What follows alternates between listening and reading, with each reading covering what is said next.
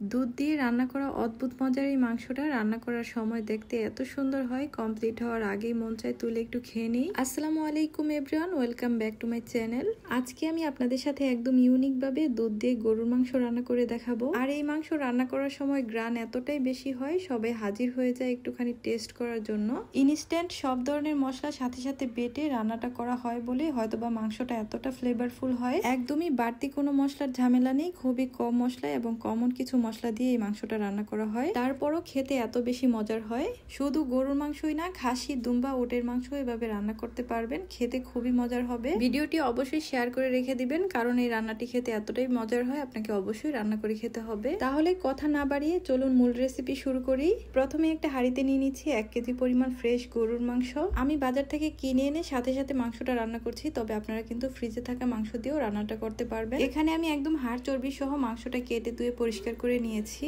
এরপর এখানে 5টা মিডিয়াম সাইজের পেঁয়াজ, 2টা মিডিয়াম সাইজের রসুন আর 10টা কাঁচামরিচ এভাবে আদা বাটা করে নিয়েছি। এরপর মশলাটাকে আমি এখানে দিয়ে দিলাম, আর সাথে আমি আদাও বেটে নিয়েছি সামান্য পরিমাণে, আর আদাটাকে একদম মিহি করে বাটতে হবে। আদাটাকে আদা বাটা করে দিলে কিন্তু একদমই ভালো লাগবে না বেটে। এরপর আমি 1 টেবিল চামচ পরিমাণ আদা বাটা দিয়ে দিলাম, সাথে দিয়ে দিচ্ছি 1 টেবিল চামচ পরিমাণ লবণ অথবা স্বাদ অনুযায়ী।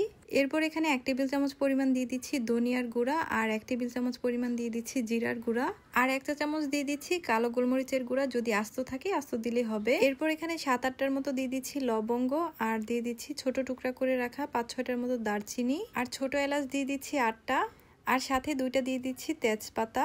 এই হচ্ছে মশলা। মাংস রান্না করার জন্য আর কোনো বাড়তি মশলা দিতে হবে না, আর এখানে হলুদের গুঁড়া, মরিচের গুঁড়া কিচ্ছু লাগবে না। বাটা কাঁচা মরিচটা দিয়ে রান্নাটা হবে, এতে করে কালারটাও অনেক বেশি সুন্দর হবে। এরপর এখানে আমি পরিমাণ মতো সয়াবিন তেল দিয়ে দিয়েছি, আর এই রান্নাটা কিন্তু সরিষার তেল দিয়েও করা যাবে।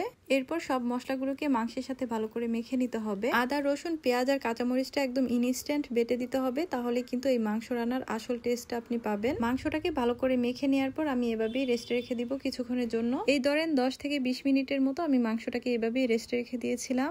এরপর এখানে 1/2 লিটারের কাছাকাছি আমি লিকুইড দুধ দিয়ে দিচ্ছি। দুধটা এখানে কাঁচা দিলেও হবে, আবার জাল করা দিলেও হবে।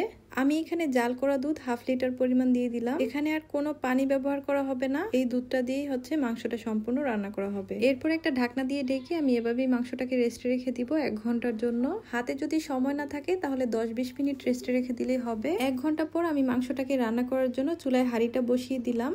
এরপর ঢাকনা তুলে দিয়ে সবকিছু একটু নেড়েচেড়ে মিশিয়ে দিব। আবারও ঢাকনা দিয়ে ঢেকে চুলার আঁচটা একদম হাই হিটে রেখে আমি রান্নাটা করে নিব। এভাবে চুলার হাই হিটে 20 মিনিট রান্না করবো, আর কিছুক্ষণ পর পর ঢাকনা তুলে দিয়ে নেড়েচেড়ে দিব। কিছুক্ষণ পর দেখতেই পাচ্ছেন মাংস থেকে কিন্তু অনেক পানি ছেড়ে দিয়েছে। এই পানিটা দিয়ে কিন্তু মাংসটা একদম সিদ্ধ হওয়া পর্যন্ত রান্না করব।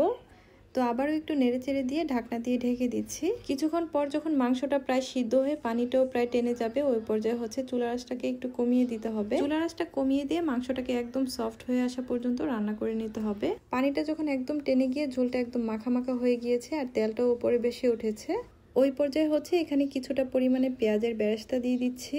তো দেখতেই পাচ্ছেন মাংসটা দেখতে কি যে লোভনীয় লাগছে, আর এত সুন্দর গ্রান ছড়াচ্ছিল, মনে হচ্ছিল এখনই কিছুটা পরিমাণে তুলে খেয়ে ফেলি। এই মাংসটা খেতে আসলে অনেক বেশি মজার। আমি বলবো আপনারা যদি ট্রাই না করেন তাহলে একদমই মিস করবেন। সামনেই যেহেতু ঈদ, আপনারা এইভাবে কিন্তু ট্রাই করতে পারেন। শুধু গরুর মাংসই না, খাসি, ওট, দুম্বার মাংস দিয়েও এভাবে রান্না করতে পারেন। তো আশা করছি আমার রেসিপি আপনাদের কাছে ভালো লেগেছে। ভালো লাগলে অবশ্যই লাইক, কমেন্টস এবং বেশি বেশি শেয়ার করে দিবেন। আর যদি চ্যানেলে নতুন হন তাহলে অবশ্যই চ্যানেলটিকে সাবস্ক্রাইব করে চ্যানেলের সাথেই থাকবেন। আর যদি ফেসবুক থেকে দেখে থাকেন তাহলে অবশ্যই লাইক করে পেজটি ফলো দিয়ে রাখবেন। তাহলে আজকে এখানেই বিদায় নিচ্ছি। সবাই ভালো থাকবেন, সুস্থ থাকবেন। আল্লাহ হাফেজ।